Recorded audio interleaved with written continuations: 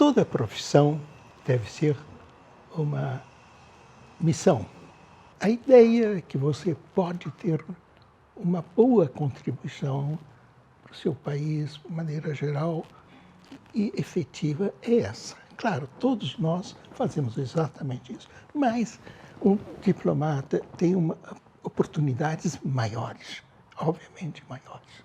Pelo menos assim eu entendo. Nunca me arrependi dessa escolha, nunca. Mesmo nos momentos de muita dificuldade, por exemplo, quando eu terminava já a minha carreira, fui 5 anos e meio embaixador no Iraque, plena guerra. Dificuldades. Nunca tive medo, nunca. Mas, no dia que eu fui convidado, eu estava na Palestina, representante na Palestina, eu citei imediatamente. Isto, recusar é covardia. Naquele momento, eu aceitei e com alegria. Falei, vou ter uma oportunidade única de trabalhar uma situação extremamente difícil. E com riscos, perguntar, medo, nunca. Riscos, muitos, físicos inclusive. Mas isso faz parte. Isso está apesar da minha idade, que não era mais a juventude, muito longe disso. Mas, voltando, arrependeu-se? Jamais.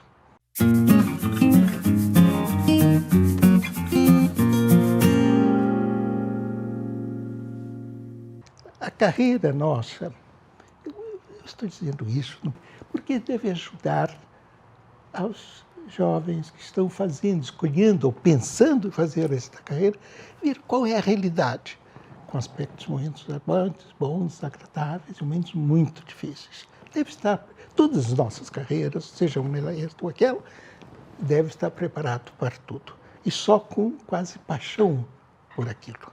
E no meu caso, eu jamais enfrentaria, passei por aquilo, se não fosse realmente, falei, isto é o que eu tenho de fazer. Isso foi ao longo da carreira. Muito evidente, por exemplo, quando eu representava, era responsável pela parte econômica da nossa missão na ONU. É claro que ali era uma oportunidade única de influenciar, de participar. E um grande agradecimento, porque eu pude representar o Brasil e defender posições nossas, que para mim era uma oportunidade única e uma responsabilidade única. É uma carreira não fácil, mais de 50 anos. Eu deixei de trabalhar aos 75 anos. Eu vim para cá, estou 9 anos aqui. Não são vários, eu acho. 9 anos eu escrevi 3 livros. Portanto, não creio que sou totalmente inútil, apesar de totalmente aposentado, não é? Eu me aposentei oficialmente aos 70 anos, como a lei determina. Mas imediatamente fui convidado para ser embaixador no Iraque.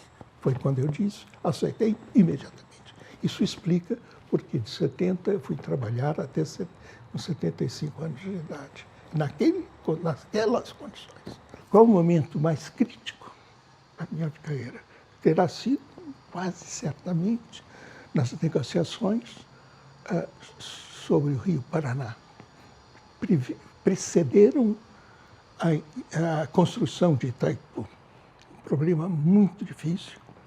O Brasil tinha uma posição, nós éramos ribeirinhos, são ribeirinhos superiores. Obviamente, todo ribeirinho superior procura reservar a sua liberdade de desenvolvimento, é óbvio. Não é?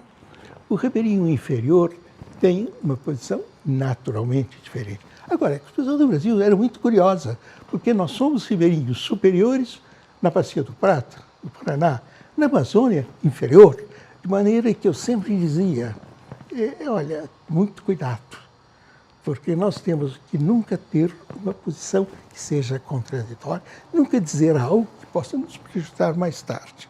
Naquela época, o Brasil, Itamaraty, tinha uma posição muito decisiva nessas coisas. Por exemplo, a discussão sobre o Rio Paraná foi feita por nós. E eu era bastante moço, conselheiro ainda, antes de ser ministro, depois, muito antes, e uma situação muito uma oportunidade única. E, obviamente, neste um caso como esse, você tem que estar convencido. Eu não acredito que nenhuma negociação tem que estar convencido da sua posição, do interesse do seu país. Fui representante do Brasil junto à FAO, e os organismos agrícolas, inclusive o Programa Mundial de Alimentos, etc. Não?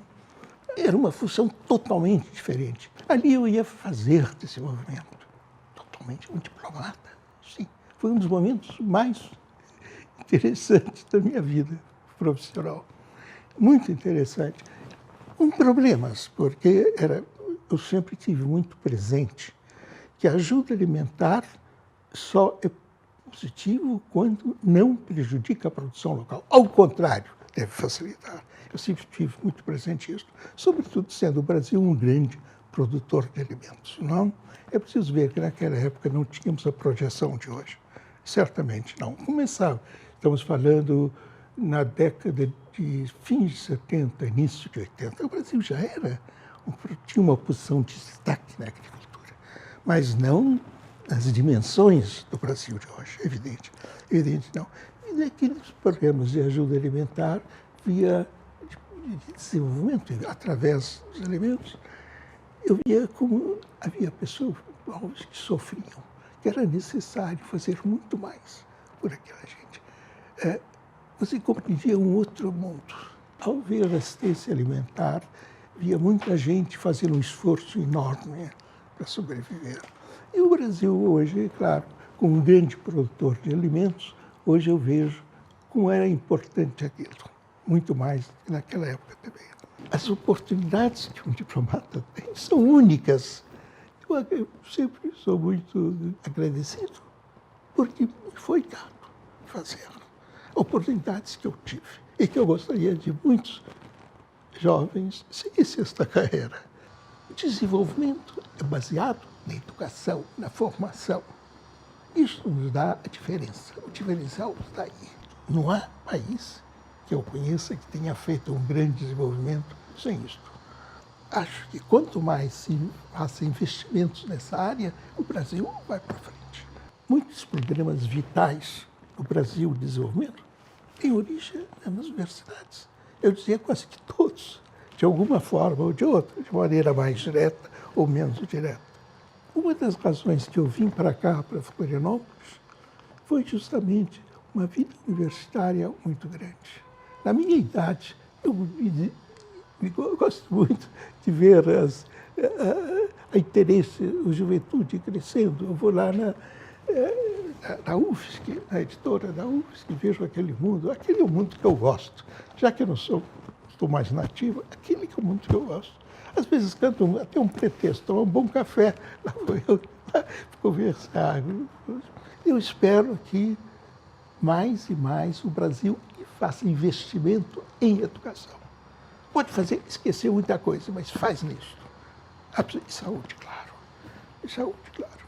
Eu acho que não é que há sempre mais, não é que não esteja fazendo, mas sempre se possa fazer mais.